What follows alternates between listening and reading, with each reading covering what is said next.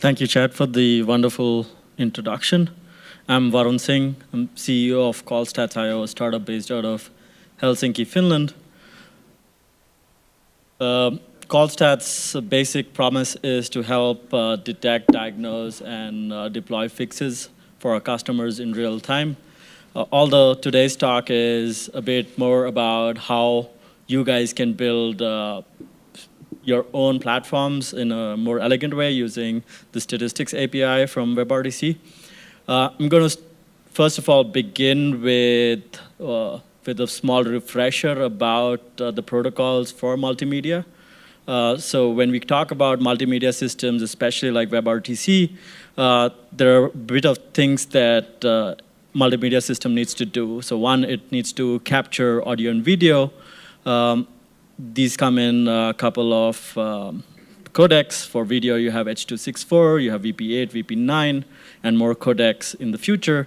For audio, there is G711, G722, and Opus.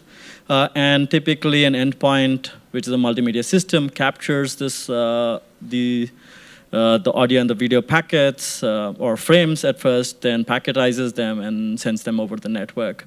On the receiving side, the endpoint receives these packets, depacketizes them, has a jitter buffer to make sure that plays out correctly, and then basically renders it.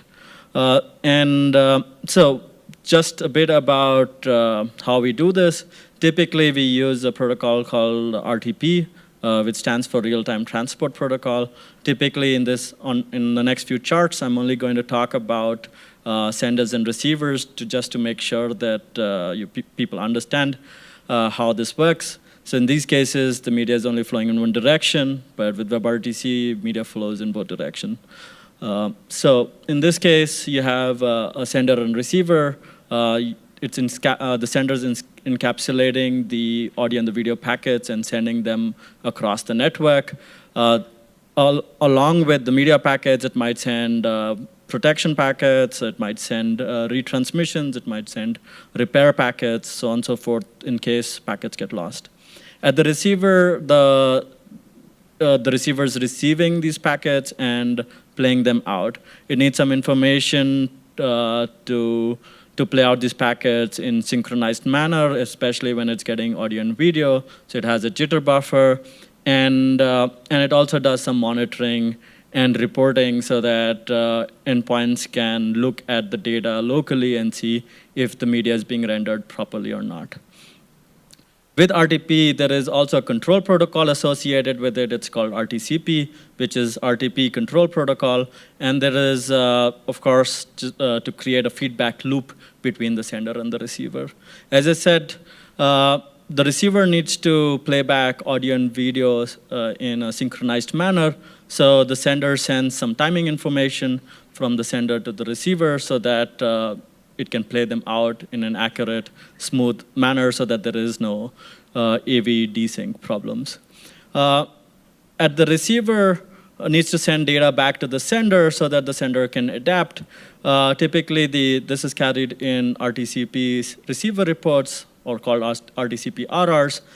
They have rough statistics and some congestion queues, which helps the sender do short-term adaptation. And when I talk about short-term adaptation, this can be automatic bandwidth control or adapting the media bit rate or resolution or frame rate based on the network characteristics observed at the receiver.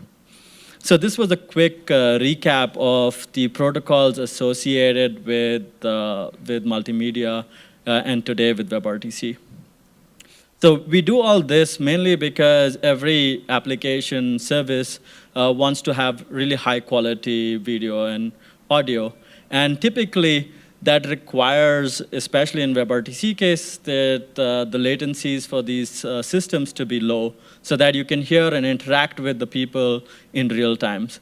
And the talk before, for example, talked about like what happens when this doesn't happen, or what happens when these situations are encountered. And one of the proposals was to like do a pretest. And the pretest is all good because you make sure that the call starts off very well.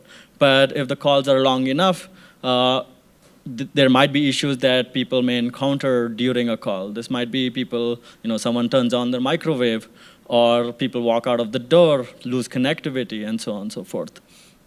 So when we talk about WebRTC, we want to always say, we want the highest quality of audio and video. But literally, the most important thing is not the highest quality audio video. You want optimal audio quality and optimal video quality. But the most important part is to have interactivity. And that is guaranteed a bit by having lower latency. And when I talk about low latency, I also mean like lower one-way delay or lower RTTs. They're all synonyms for the same metric. For example, in this chart, you can see that this is a call which is about 260 seconds. The y-axis is the delay or the one-way delay measured by the endpoints. What you see is also a red line, which is the ITUT standard for audio latency. Typically, when you say the audio latency should be below this for a call to be considered good. So, and in the chart, you can see that the audio latency from one endpoint to the other is spiky. At the beginning of the call, it's lower, but towards the end of the call, around 200 seconds in, you see a 3-second spike. And that's not it. The spikes continue after. So one of the most important things is about being able to measure this and to be able to respond to customer support tickets when they say they had a bad quality of experience. A bit more about quality of experience is the ability to measure the user experience. And when we talk about WebRTC, the most important thing we talk about is the call experience, so duration of the call from the start to the end. And you want to be able to measure the quality of experience by collecting metrics. And you also want to collect user interactions. For example, did they turn off their audio? Did they turn off their video at some point? Did they switch from their camera to screen sharing?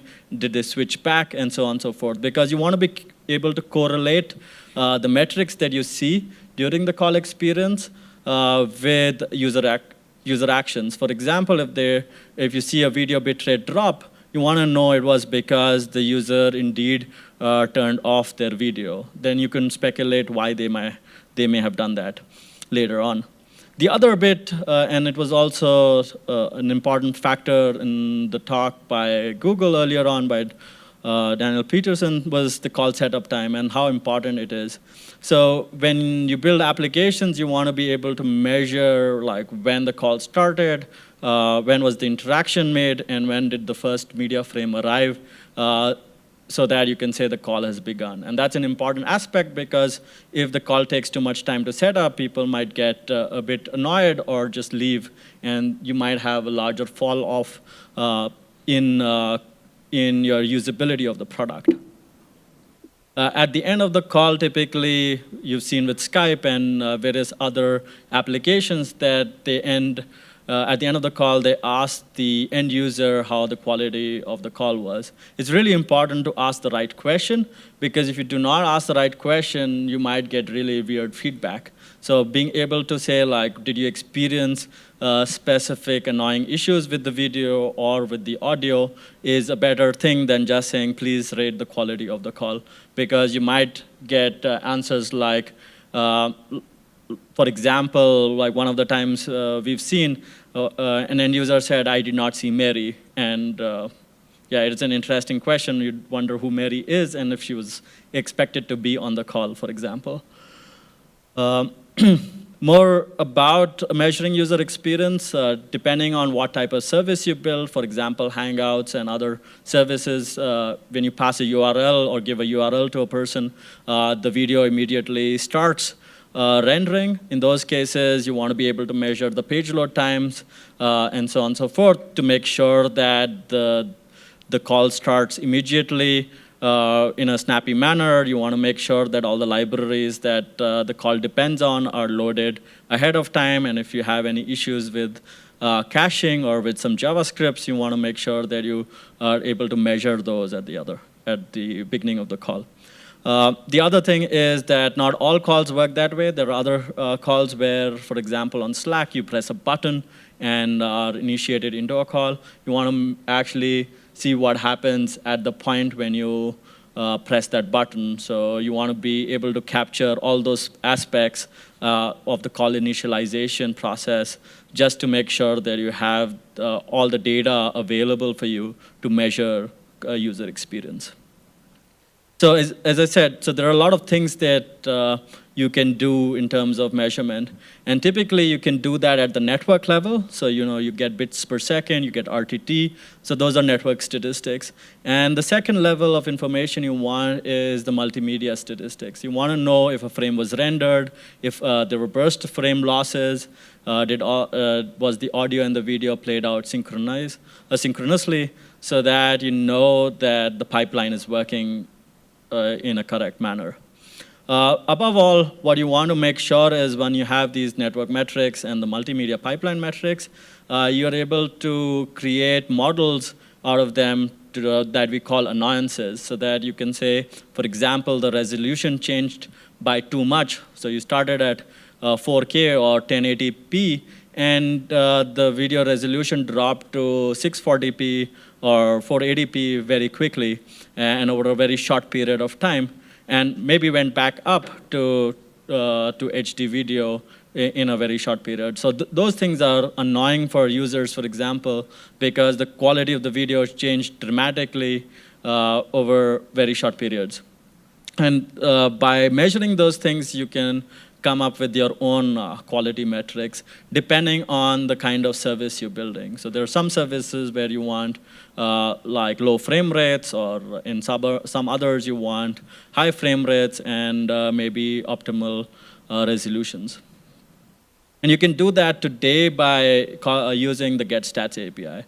So the getStats API is at the top, where it says that there's a interface on the peer connection, which you can call.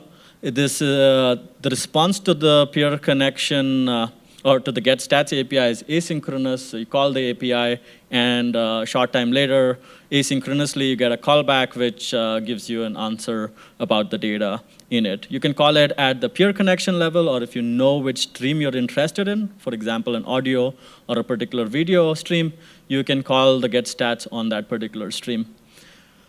You can call the API as often as you want. Typically, if you call it quicker than 150 milliseconds, you're going to probably get the same response back as you got a moment ago.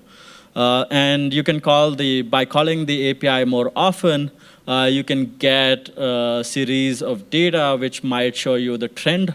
For example, what is happening? So is the bitrate increasing, or is the bitrate decreasing? So that is one of the charts that you saw before. Was we're calling peer getStats more often, about every 1 second. Here's an example. For example, in this case, we're interested in the audio latency, or in this case, audio track latency. We call the getStats on the peer connection, and this is a promise API. So as soon as the data is available, the then function would be called, and if it fails, then the catch would be called. So if there was some error in getStats, when you call getStats, if it was not implemented or so on and so forth, there would be a log error displayed in the catch statement. And as you can see, in this case, I'm just logging almost all the data out of the outbound statistics for the audio. And the reason I did that was the RTP's RTT, or round trip time, is measured at the sender. So you send a packet, and it sends something back, and you measure the time taken for that interaction. So if you want to measure the RTT, you call the outbound RTP. You can see the output on the right side, where it says the packet sends, byte sent, and round trip time. In this case, the round trip time is in milliseconds, so it's 31 milliseconds. When we talk about metrics, another way of looking at it is that there is media flowing between Alice and Bob in this case. Again, for simplicity reasons, I'm only showing media in one direction. You can gather statistics across the pipeline. So at the sender side, there are tracks that are audio-video tracks that are put into a sender, which is an RTP sender, which sends the data over the network or through an ICE transport.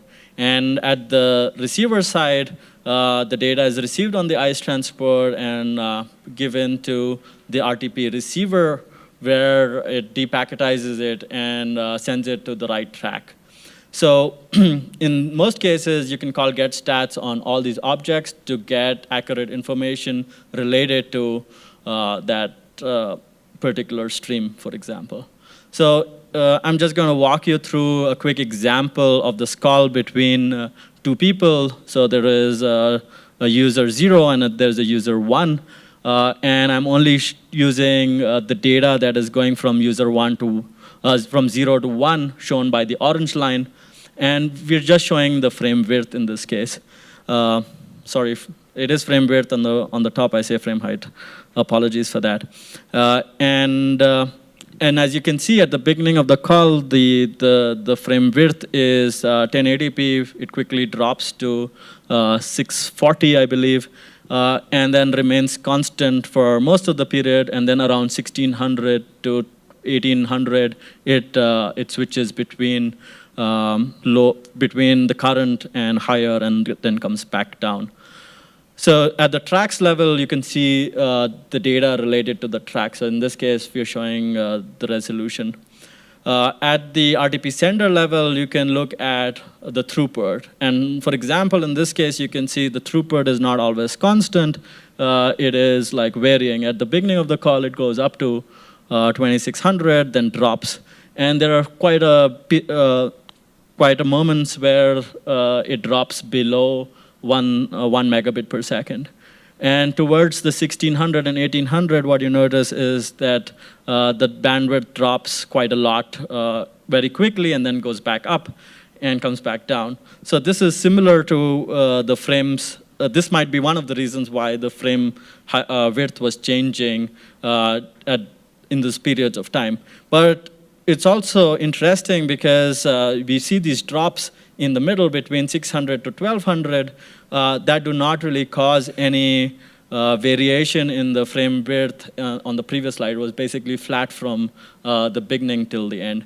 So one of the things that we noticed was we went down to the ICE transport and we looked at what are the losses that we're seeing on the same path.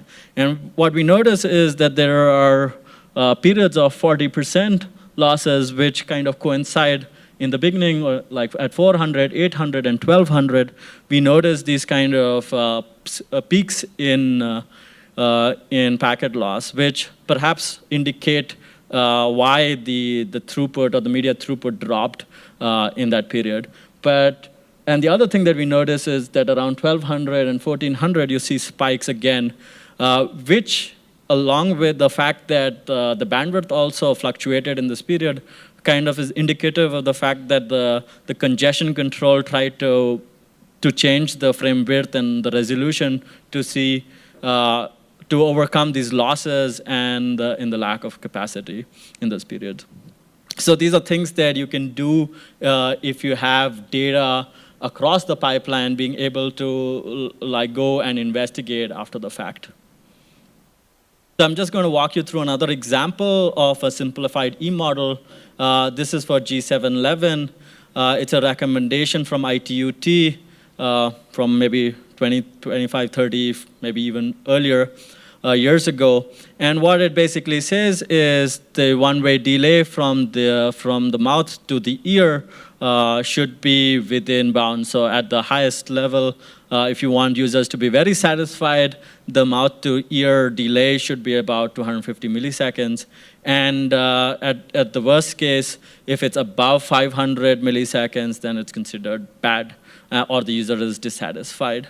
And this is fairly easy to implement today because we have the getStats API. And remember at the beginning of on charts before, I talked about the getStats API. So we're just repurposing that data again. So you have a selector which is only using the audio tracks, and we're looking at the getStats API, only for the audio track. And in this case, we are polling it at every 1 second interval. So that's why there's a timeout. That will get the RTT measurements every 1 second, and we can look at the variation over a longer period of time. The next thing we want to do is we want to be able to look at the outbound RTP. As I said before, the round trip time, or the RTT, is only measured at the sender side.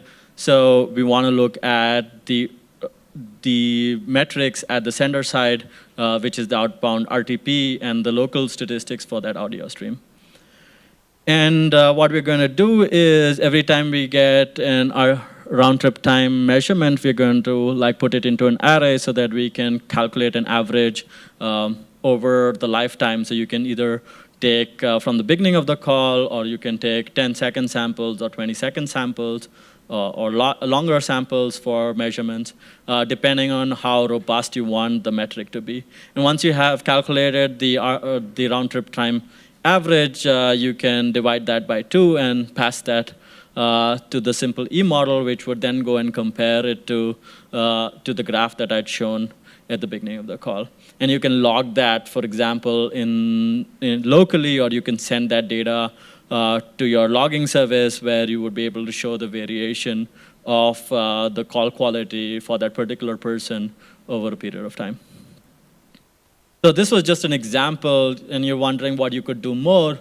It's not just about the getStats API. You can also attach yourself to the iStates. So there's something called on iState change. You want to attach yourself to that, because whenever it goes to disconnected state, for example, or if it fails, you want to be at the application level, be aware of the fact that you lost connectivity, or the connectivity is only momentarily lost. Because you can build things. For example, when a user complains that they did not have very good quality, or they could not hear a person. For example, in our case, what we've done is we have this visualization where you have 3 participants in a call. They're present for about 16 to 18 minutes. And we have this metric called disruption, which means that either they lost connectivity, so the network address changed, or there was low available capacity, or very high RTT, or very high losses. So in this case, you can see that by the gray periods on the charts, the most important thing to notice is that the third user, AEE, is disrupted for about 8 minutes with this user, E6. And in this case, it's because that he was experiencing very high latencies during that period. So at the high level, if you go and look at your logs, you can easily look at this disruption, for example. And if a user complains, you're kind of aware that you're also seeing the same behavior that the user is complaining about. And then you can, as a second step, go and try to diagnose what those reasons might be. The common occurrence that we hypothesized earlier was the fact that whenever you have low bandwidth situations or losses, and you can't hear the other person, typically, at least I go and try to switch off my video, and sometimes turn off my audio, and then turn them back on to see if the person will be able to hear me better, right? So I turn off my video in the process to see if that happens. And in this case, there are 3 people in the call again, and all 3 are disrupted using the same definition of disrupted as before at the same time. And what we see now is that the users are actually turning off their audio, or turning off their video, and turning them back on. So each line represents their interaction.